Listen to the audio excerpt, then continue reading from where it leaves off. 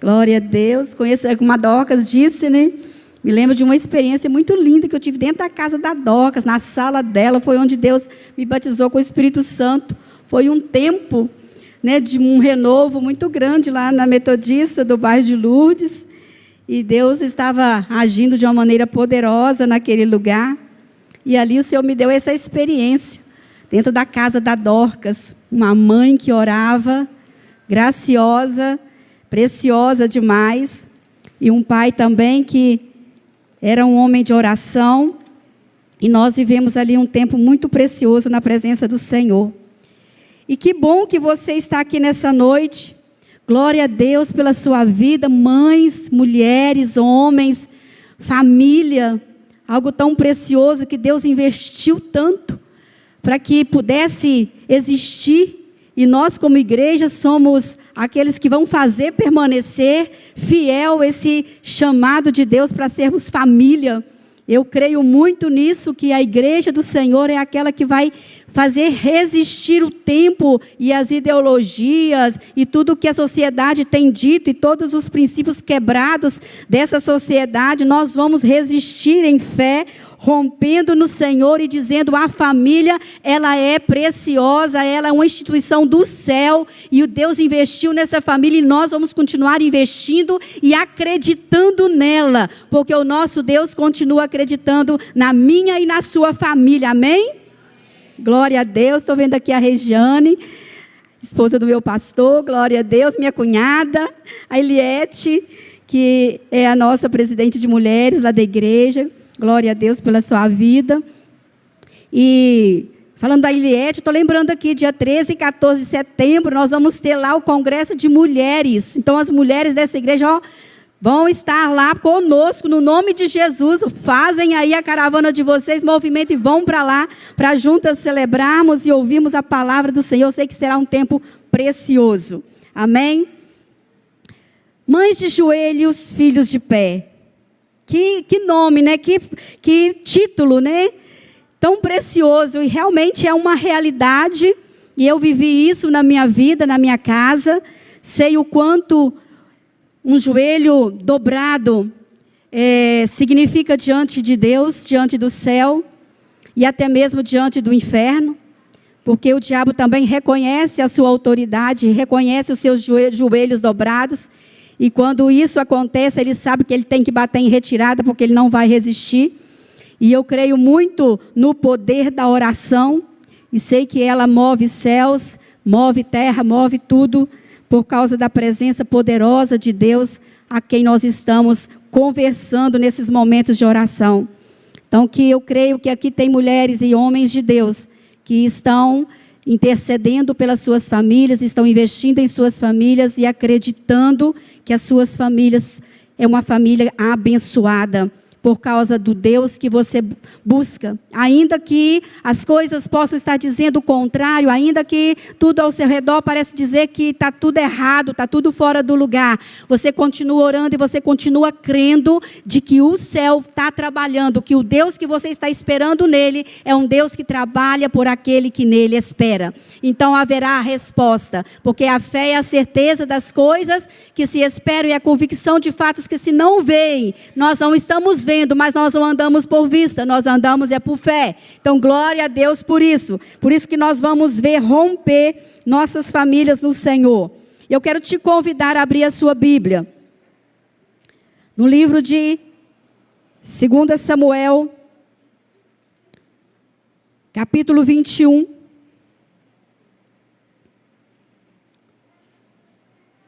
Segunda Samuel, capítulo 21.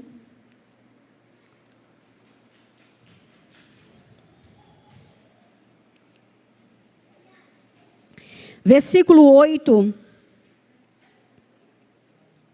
até o versículo 11.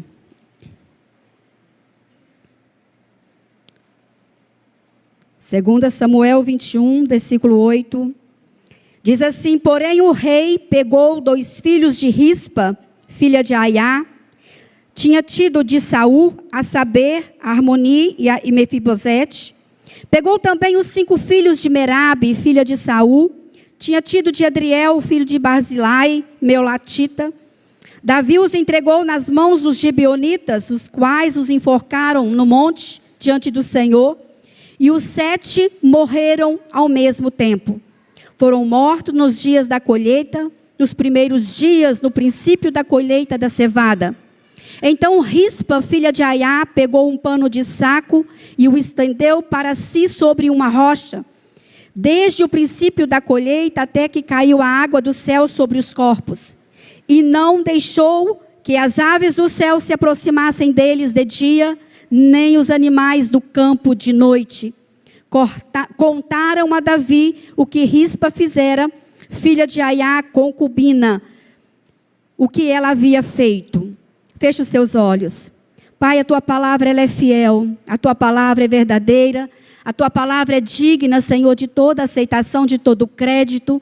E nós estamos aqui, Senhor, diante desta verdade, e nós queremos pedir que o Senhor fale ao nosso coração nesta noite, que essa palavra que é viva, que é poderosa, que salta, Senhor, da nossa vida, dessa palavra, dessas linhas, para alcançar o nosso coração, que ela venha nessa noite alcançar o nosso coração de uma maneira transformadora, trazendo o nosso coração fé, esperança, ó Deus, convicções, autoridade, para nós rompermos esse tempo como famílias para a glória do teu nome. Nós abençoamos cada um dos teus filhos que estão aqui, ó Deus, que sejam ungidos os seus ouvidos para que possam ouvir e entender a voz do Senhor. Pai, em nome de Jesus, que nós saiamos daqui com o nosso coração pronto para obedecer e para colocar em prática a verdade que o Senhor semearam ao nosso coração. Nós estamos aqui prontos, ó Deus, para te ouvir. Fala conosco, ó Deus, que eu diminua, que o Senhor cresça,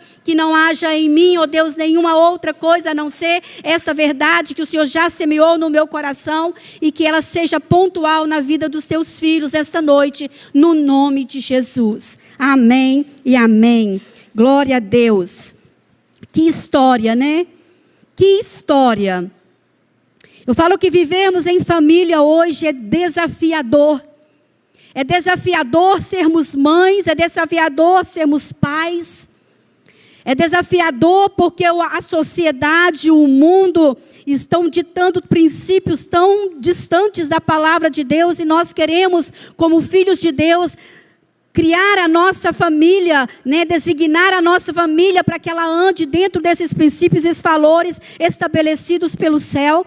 E hoje estão desconstruindo toda uma identidade de todos dos filhos, né, das crianças, dos jovens. Hoje a sociedade está ditando umas tendências de família que não tem nada a ver com a família que o Senhor criou. Então hoje tem sido desafiador para a igreja, porque isso está batendo na nossa porta. Isso não está longe de nós. Não está longe da nossa casa o que o mundo está fazendo, está entrando pela internet, está entrando pela TV, está entrando pelas redes sociais, elas estão chegando na nossa casa. E como lidar com tudo isso? Como lidar com todas essas informações distorcidas da palavra, se nós não tivermos um coração prontos para obedecer a palavra do Senhor? Se nós não tivermos conhecimento desta verdade, nós não vamos resistir como família. Nós não vamos ficar de pé, porque nós precisamos estar blindados com esta verdade, para que a nossa casa seja blindada por ela também. Porque quando semearem aquilo que é contrário a essa verdade, logo vai acender a luz, vai dizer, não, isso aqui não pertence ao que Deus determinou, isso aqui não pertence à nossa vida. Nós estamos vendo aqui uma história de uma mulher chamada Rispa, de Merabe, a outra também mulheres que perderam seus filhos por causa de consequências do seu pai Saul. Porque Saul quebra uma aliança com os gibeonitas, uma aliança que foi feita com Josué 300 anos atrás. E ali vem Saul, agora ele quebra aquilo, ele vai lá e extermina os Gebionitas, algo que dentro da aliança que foi dita para Josué que isso não iria acontecer, aquele povo seria conservado ali por causa da terra. Quando eles chegam na terra prometida, os amorreus que estavam ali, eles vão lá, enganam Josué, vestem roupas de trapos, né? Levam lá pães mofados e falam que vieram de uma cidade, de um lugar muito distante, e quando eles saíram da casa deles, aquilo tudo era novo, suas roupas eram novas, seus calçados eram novos, sua comida era boa, mas até chegar naquele lugar tudo já havia apodrecido, tudo havia se estragado, mas eles estavam ali e queriam fazer uma aliança com aquele povo, porque eles conheciam que o Deus de Israel era um Deus poderoso, era um Deus tremendo, e por onde o povo havia passado, deixou a marca dessa presença desse Deus. E ali consegue então convencer Josué a fazer aquela aliança. Uns 3 dias depois, eles descobrem que aquilo era um engano, que aquele povo estava bem perto deles. E aí eles foram lá para conferir, mas não podiam mais eliminar aquele povo daquela terra, porque eles haviam mentido. Mas aí eles colocam aquele povo como escravo, eles colocam como rachadores de lenha e carregadores de água. Eles serviam ao povo de Israel, mas eles não podiam ser exterminados, não pelo povo de Israel. E Saul então toma essa iniciativa. Saul, já separado dos propósitos de Deus, já sabendo que Deus não estava mais com ele, mas queria mostrar serviço, queria mostrar a sua grandeza ainda, já nem existia mais. Ele faz esse ato contra os Gebionitas. E 30 anos depois, seus filhos e seus netos foram pagar pela desobediência dele. Foram pagar colheram os frutos daquilo que ele havia semeado de forma injusta, de forma desobediente diante do Senhor. E eu quero abrir um parêntese aqui e dizer para você que às vezes as consequências que nossos filhos carregam são consequências de pais que não entendem o propósito pelo qual eles foram chamados. De pais que não entendem qual é a sua missão dentro da sua casa. Que muito mais do que colocar comida, de que colocar as coisas dentro de casa, a sua presença é fundamental para criar um caráter santo, um caráter abençoador, criar filhos que vão honrar o seu nome, honrar o nome do Senhor por onde passarem. Então somos pais com uma missão. E desde que nós assumirmos essa missão de criar a nossa família, precisamos abraçar com muito cuidado e com muito carinho os mandamentos do Senhor. E andando por ele nós vamos ser bem-sucedidos, e a nossa casa e os nossos filhos também serão bem-sucedidos. Rispa foi criada dentro de um palácio, era a concubina do Saul. Criada dentro do palácio, seus filhos eram príncipes. Homens que viveram, toda uma história de um palácio, de um lugar de conforto. E agora você vê Rispa vivendo uma das maiores dores que uma mãe não quer viver. De uma mãe que não planeja viver.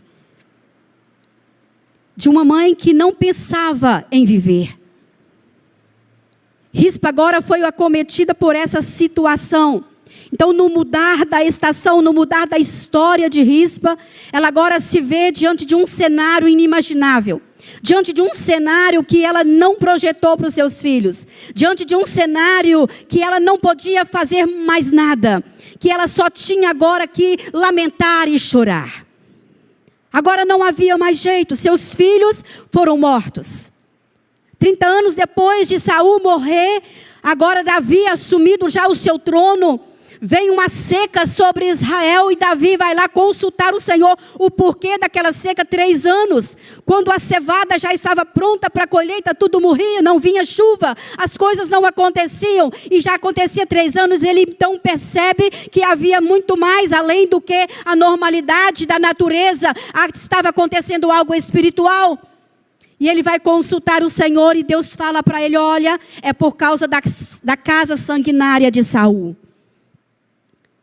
Foi por causa dele E agora, então, Davi toma a iniciativa de ir procurar os gibeonitas e perguntar para eles o que eles queriam que fosse feito para que aquela situação se acabasse.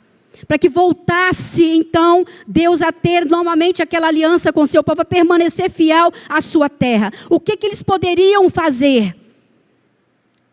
E aí eles pedem 7 filhos de Saul para serem enforcados. E era uma forma deles dizerem: nós estamos quites. Não há mais nada o que fazer.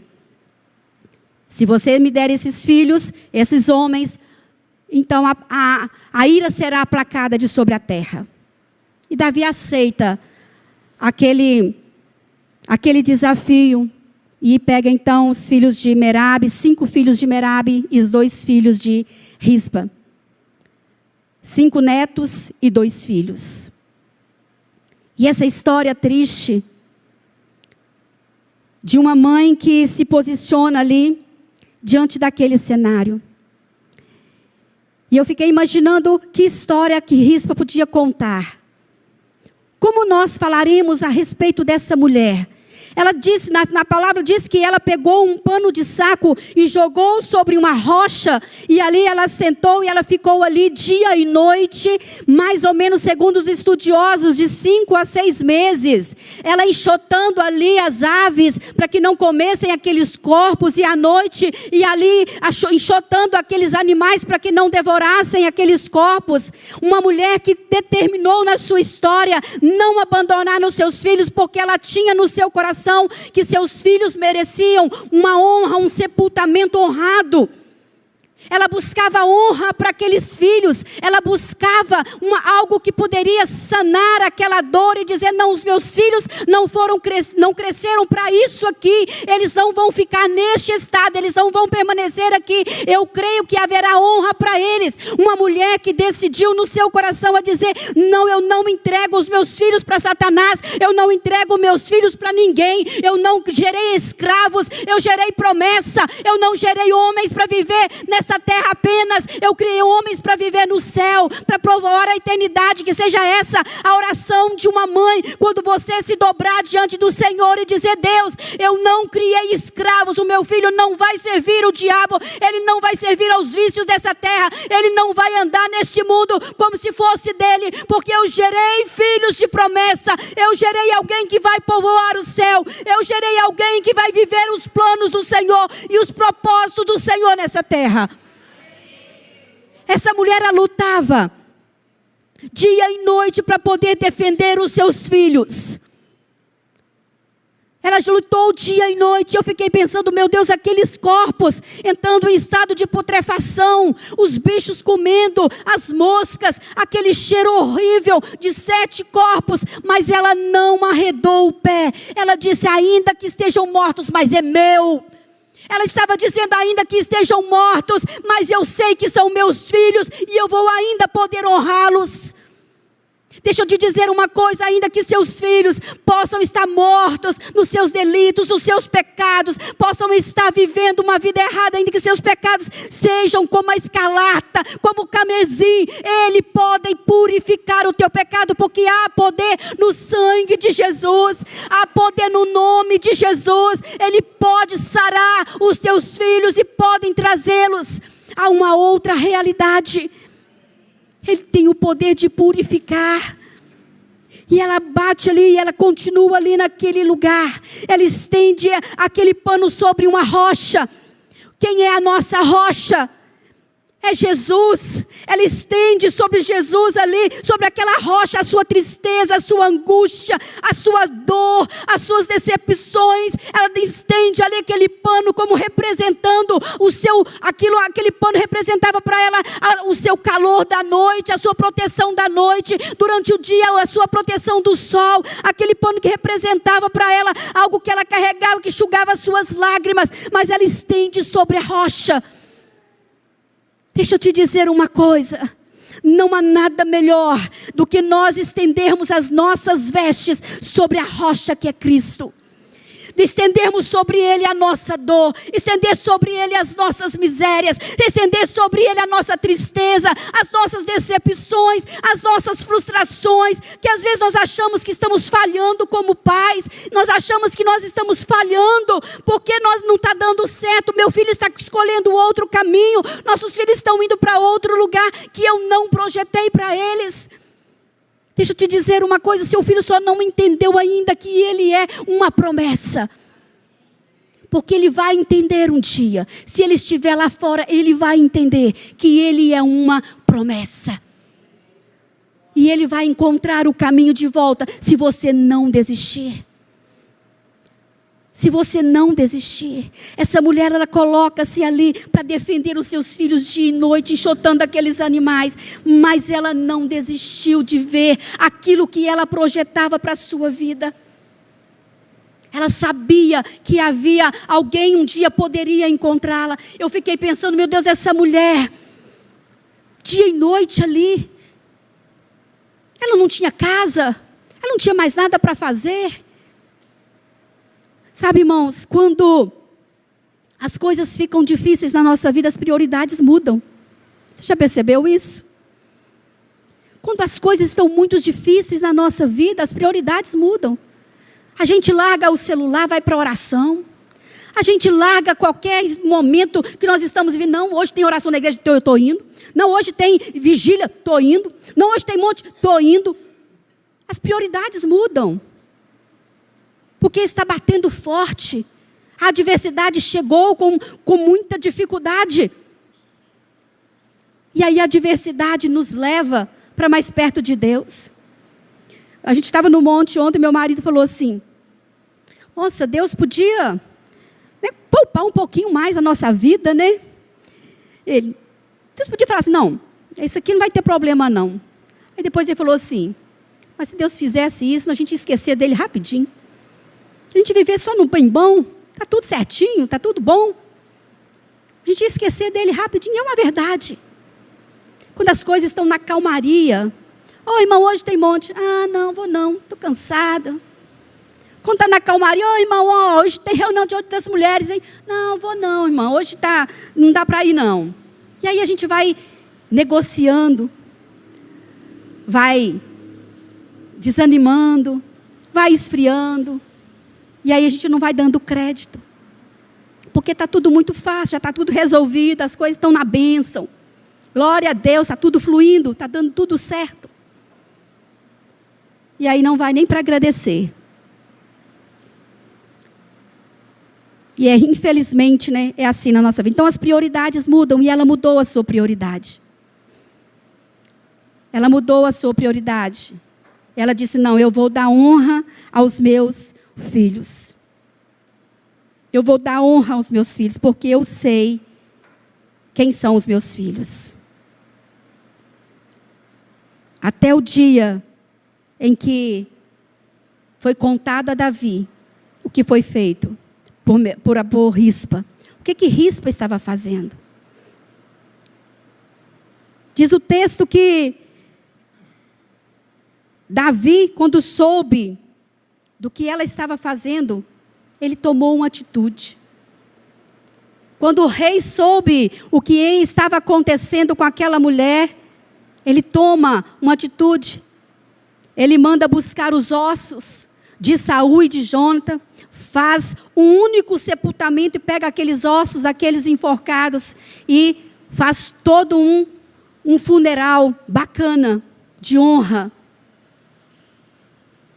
Mostrando para Rispa que seu filho também era um príncipe, estava sendo enterrado junto com um pai que era um rei, que era Saul. Dando àquela mulher um coração, um alívio. Mas a dor dessa mulher, irmãos, ela é uma dor que ela deu um significado para ele.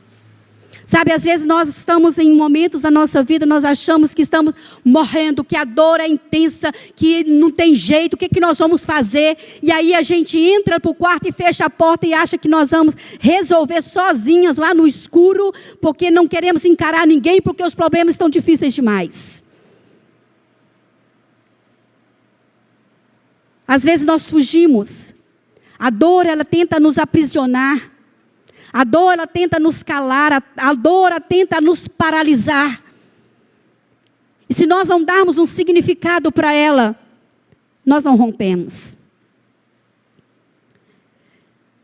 Um dia eu estava vivendo, tenho uma filha abençoada.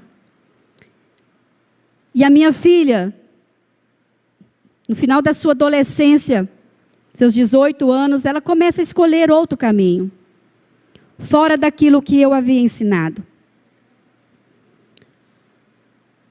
E como eu disse aqui no início, Saul foi um exemplo muito ruim para os seus filhos. E a minha filha pegou alguns costumes do meu esposo que estava fora da presença de Deus. E ela foi escolhendo caminhos muito distantes daquilo que Deus havia projetado para ela. Foi criada no lar evangélico, sempre criei meus filhos na presença do Senhor, ensinando, andando e falando mesmo pelo caminho. Andava com eles nas ruas e falava de Jesus, sentado na mesa. Tive o privilégio de poder ensinar meus filhos a palavra do Senhor. E glória a Deus que foi por causa dessa palavra ensinada que hoje eles estão na presença do Senhor. Mas quando a minha filha escolheu outros caminhos para andar, ela ficou mais ou menos uns 7 anos fora da presença de Deus. E eu orando e falando com Deus, Deus, eu não criei minha filha para ser escrava do diabo. Eu não criei minha filha, Senhor, para servir a esse mundo. Eu não criei minha filha para ser objeto de vergonha. Eu criei minha filha como uma herança do Senhor e ela é tua. E eu não vou desistir dela. Nenhuma mãe desiste dos filhos. Rispa não desistiu. Uma mãe que ama não desiste dos seus filhos. Uma mãe que ama não abre mão dos seus filhos. Merabe, ela foi uma mãe relapsa. Ela não quis nem saber, está morto mesmo. Pronto, foi escolha dele, né? Ah, ele está morto, não quero nem saber mais. Como às vezes eu ouvi alguém dizer, sua filha já tem idade, ela já está adulta, deixa ela escolher o caminho dela, problema dela. E eu falava, não foi para isso que eu criei minha filha. E orando pela minha filha dia e noite. Orando, jejuando e buscando o Senhor, e insistindo. O Senhor me dava estratégias de falar ao coração dela. E por muitas vezes ela foi tocada ali pela palavra, pelo louvor dentro de casa. Mas ela fez uma escolha errada. E diante daquela vida de pecado que ela estava vivendo, um dia pela madrugada eu estava orando e Deus falou comigo, eu vou parar a sua filha. Agora chegou o tempo. E houve um temor muito grande no meu coração. E eu me lembro que era uma sexta-feira, minha filha estava indo para uma festa. E se arrumou toda, estava saindo. E ela já saía no sábado e já voltava só na segunda. E eu falando com Deus naquele dia, naquela madrugada. E no sábado, quando eu havia arrumado, eu falei com ela assim, olha, Sara, Deus me falou que vai te parar. Não sei o que Deus vai fazer, filha, mas eu sei que Ele vai fazer. E ela virou para mim e disse, mãe, preocupa não, está tudo de bem. Não, estou de boa, estou indo passear, tá? Tchau, estou indo. Não quis nem ouvir, né? Mas quando eu falei isso com ela, eu estava com meus olhos cheios de lágrimas. Porque eu sabia que Deus tem tratamento com seus filhos. Deus cuida, Deus corrige o filho que ama. Deus corrige o filho que ama. E eu sabia que Ele amava a minha filha. Por muitas vezes eu estava nos congressos da minha igreja de mulheres. E eu falava, Deus, eu queria minha filha aqui comigo. Tantas mulheres ali, tantos jovens. E eu falava, Deus, eu aqui na direção. E vivendo tantos milagres do Senhor aqui. Minha filha está longe na presença do Senhor. Havia um grupo de intercessores naquela igreja. Elas oravam muito por mim, pela Sara. E aí, um dia minha filha largou um namorado que tinha, doido. Ele era doido. E de repente nós orando pelo aquele namorado, sair da vida dela. E ele foi embora em fevereiro, quando foi, no início de fevereiro, no carnaval, ela aceitou um convite de ir para um retiro da igreja. E Deus foi mudando toda uma história da vida da Sara. E esse rapaz, às vezes, tentava voltar, tentava vir, e a gente ia aconselhando, e ela já na presença do Senhor. E por muitas vezes ela tentada ir em direção àquele rapaz que dizia que tinha ido para Brasília. Eu orava, Deus, tira esse rapaz da vida da minha filha. Eu não sabia que ele mandava para tão longe, né? Mandou lá para Brasília. Não tinha nem como voltar assim frequentemente. E Deus fez isso trabalhando na vida dela. E um dia nós estávamos no congresso e ela fez uma dramatização, ela tinha consertado a sua vida, estávamos no congresso de mulheres. E ela fez uma dramatização, ela vestiu de noiva. E naquele dia ela recebeu uma palavra profética, que ela iria se casar. E ela falou comigo assim, mãe, quem vai casar comigo? Eu estou com minha perna tão feia. Porque minha filha, nesse dia que Deus me falou que ele ia parar a Sara, 15 dias depois, a Sara sofreu um acidente. E naquele acidente, ela rasgou a perna da virilha até para baixo do joelho, aquilo ficou balangando, toda aquela pele balangava assim, ó. E tudo aquilo necrosou, apodreceu, 40 dias no hospital para fazer um enxerto, para poder, né, ter uma perna de novo para andar. Ficou uma cicatriz enorme, muito grande. E ela tinha vergonha dessa cicatriz. E ela falou assim, mãe, quem vai querer casar comigo com essa perna tão feia? Eu falei assim, quem vai casar com você não vai olhar para o seu exterior. Ele vai ver a essência que você carrega, e essa essência é linda demais. Não há quem vai resistir isso. E Deus enviou para ela um rapaz. Um ano depois, a Sara estava casando. Um ano depois daquele congresso, a Sara estava casando. Porque Deus proveu. E um homem de Deus, um menino abençoado, que a ama do jeito que ela é. E porque Deus faz coisas lindas. E o dia do casamento dela, lá no salão, a gente estava arrumando. Ela chegou para mim e falou assim, me abraçou e falou assim, mãe, obrigada por não desistir de mim. E sempre quando ela testemunha, ela diz, eu sou fruto da oração de uma mãe que ora. E quando ela me disse, mãe, obrigada por não desistir de mim, eu entendi que valeu a pena. Valeu a pena todo o sacrifício, valeu a pena as madrugadas na presença do Senhor orando, valeu a pena os montes, as vigílias, a oração, o jejum. Valeu a pena tudo que eu vivi, porque o que eu estou vivendo hoje é muito maior do que a dor, do que as tristezas e as angústias que eu vivi. De vê-la hoje servindo o Senhor, sendo ministra na casa de Deus e vivendo os propósitos de Deus. Eu aprendi que a minha casa ela tem um propósito e que ninguém vai parar o propósito pela qual ela foi designada a viver. Porque eu creio que o propósito foi o céu que me deu. E eu quero dizer para você nessa noite, a sua casa vai viver os propósitos que Deus tem para ela, no nome de Jesus. Porque Ele criou a sua casa com propósito. Rispa não desistiu dos seus filhos, até dar honra para eles. Eu não desisti da minha filha, até vê-la na presença do Senhor rendida a este que tem todo o poder para salvar. E para resgatar o ser humano. Não desista da sua casa, não desista da sua família, não desista. A minha casa é um milagre.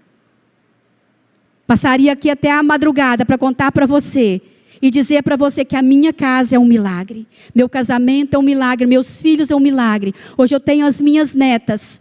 Minha neta mais velha já tem 14 anos, glória a Deus. E o meu pequenininho chegou, tem 2 aninhos. E quando o Emanuel chegou, Deus fez um milagre na vida do Emanuel. O Emanuel nasceu com crâniocefalia. Quando o crânio aqui da frente fecha, né, cauteriza, né? Então, dele já estava cauterizado o crânio dele aqui. Precisava de uma cirurgia. Só a cirurgia resolvia. E minha filha muito desesperada com aquilo, chorando muito. Eu falei, Sara, Deus já fez milagre na sua vida tantas vezes. Não vai fazer na vida do Emanuel? Isso é pouquinho para ele fazer. Vamos descansar o coração. E naquela noite eu orei, ela estava muito chorosa com o marido, diante daquela situação, com 2 meses de existência. Manuel já estava diagnosticado com essa situação, precisava fazer uma cirurgia antes de 1 aninho. E eu fui orar naquela madrugada. E naquela madrugada Deus enviou 2 homens no meu quarto. Primeiro um homem chegou vestido um jaleco, e eu sabia que ele era um médico, e ele ficou parado, eu olhei bem nos olhos dele. E ele muito sério. E de repente chega o outro por trás dele, colocando aquela touquinha na cabeça e vestindo o jaleco já bem clarinho. E naquela noite o Senhor falou: Manuel vai passar pela cirurgia. Minha filha estava orando por um milagre. E aí o milagre veio de forma diferente. Quando ela foi em Belo Horizonte, que a cirurgia era só feita lá, e ela foi conhecer o médico, ela mandou para mim a foto do médico que ia atender o Manuel. E quando ela mandou a foto, que eu olhei, eu saí dentro do meu quarto gritando para o Janildo: olha aqui o homem que o Senhor me mostrou no meu sonho, na minha visão da noite. É esse aqui o médico que vai atender o Manuel. Este é o médico. E eu falei com o Pedro assim: então tem um outro que atende, né, junto, não tem um outro médico? Ele falou assim: tem um outro que acompanha ele. Esse aqui, ó, e me mostrou, buscou lá na internet, mostrou, esse daqui. Eu falei assim: é ele mesmo. Eles vão ser o que vão atender o médico. Quando eles chegaram em Belo Horizonte para consultar, o plano de saúde do Pedro falou com ele assim, ele é militar, que não ia cobrir aquela despesa. Era 140 mil reais para fazer a cirurgia. E aí, o plano de saúde dele falou não ia cobrir. E aí eu falei com Sara assim: Sara, olha aqui. O Senhor me falou que esse médico vai fazer a cirurgia do Emanuel. Ele me mostrou esse médico. Não vai ser outro que vai pôr a mão nele. Porque o nosso Deus, Ele é fiel. E aí o plano dizia: não, vocês podem fazer no Hospital Público de Belo Horizonte. Lá também fazem. E foi tentando, né, empurrar. E nós orando ao Senhor e falando: Deus, o Senhor me mostrou. O Senhor é fiel naquilo que o Senhor fala. Alguns dias depois, o plano ligou para o Pedro e falou assim: ó, nós vamos cobrir 70% da cirurgia. E a Sara falou assim: então, mãe, nós vamos fazer uma vaquinha. Ela colocou lá na internet em poucos dias. Deus levantou todo o recurso que eles precisavam para ficarem em Belo Horizonte. Ficaram lá 30 dias, numa casa que não pagaram 1 centavo na casa que eles ficaram. Uma mulher que eu nunca vi na minha vida, que era amiga de uma parente que morava em São Paulo, cedeu uma casa novinha para eles ficarem lá o tempo que eles quiserem, sem pagar água, sem pagar luz. Eles não deixaram a casa mobiliada, prontinha para eles ficarem. 30 dias naquele Belo Horizonte. Deus trabalhando, Deus fazendo. A cirurgia aconteceu. O Manuel hoje corre, pula, brinca, normal, sem nenhuma sequela. Porque Deus faz. Eu falei, esse milagre Deus fez na vida do Emanuel, para dizer para nós, para a minha família, Ele continua sendo o Deus de milagre da minha casa. O Deus de milagre que tem me acompanhado. E eu creio neste Deus de milagre. E eu sei que Ele pode fazer milagre na sua vida, milagre na sua casa, milagre no seu trabalho, milagre em tudo, em todas as áreas da sua vida. Ele pode fazer milagre. E se você tem uma família, você pode profetizar sobre ela. Há milagre do céu sobre você. Porque eu creio num Deus de milagre.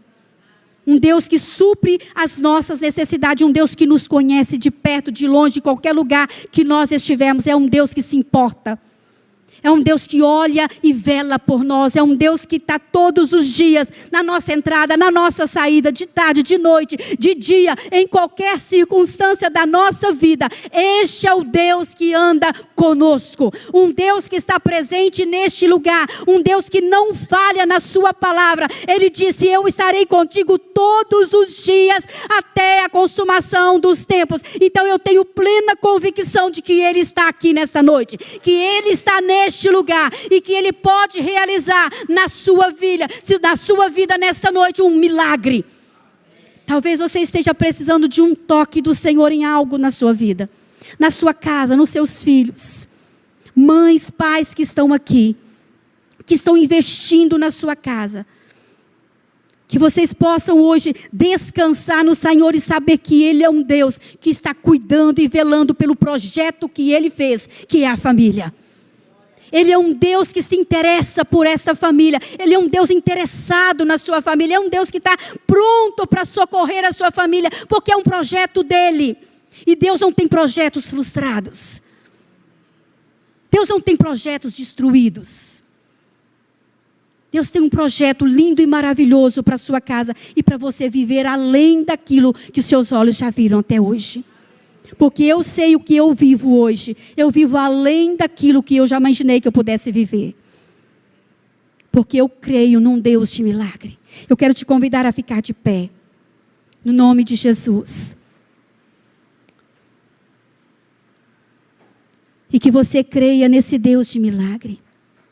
Se você se importa como Rispa, por aqueles que você ama,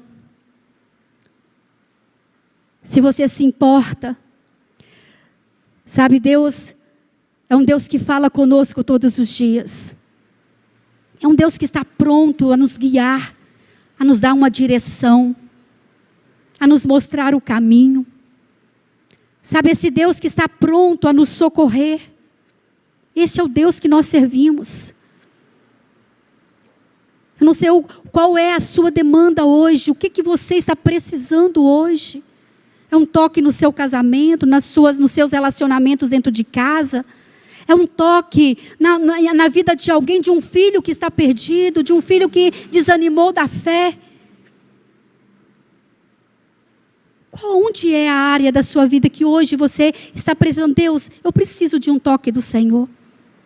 Eu preciso de que o Senhor faça algo hoje por mim. Eu quero te apresentar este Cristo. Te apresentar esse Deus vivo, esse Deus de milagre, que fez na minha vida e quer fazer na sua. E se você tem algo na sua vida que você diz, isso é impossível para mim. Isso é impossível para eu viver. Merabe, para ela era impossível, ela estava ali já, diante daquela situação irreversível. Mas o que ela mais queria poderia ser conquistado, a honra dos seus filhos. Talvez está no seu coração, você está vendo, está difícil, Jesus.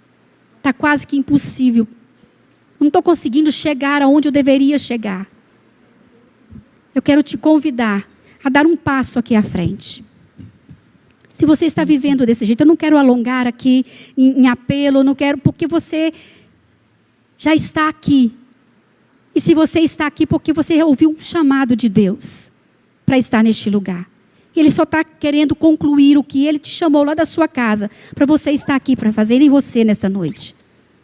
Então, se você quiser, esse é o altar não é meu, o altar é do Senhor, a casa é do Pai, e é Ele que vai te abraçar nessa noite, é Ele que vai te acolher, é Ele que vai dizer para você, que Ele tem vida e vida com abundância para semear na sua vida e na sua casa. Que Ele pode reverter coisas que você acha que é impossível de serem realizadas. Que Ele pode mudar o quadro e a história da sua vida. Porque Ele continua sendo Deus. Ele continua sendo Deus. E você não abriu mão dEle, então Ele não abre mão de você. Ele está aqui pronto para te socorrer e para te ajudar. Ele está aqui pronto para te abençoar.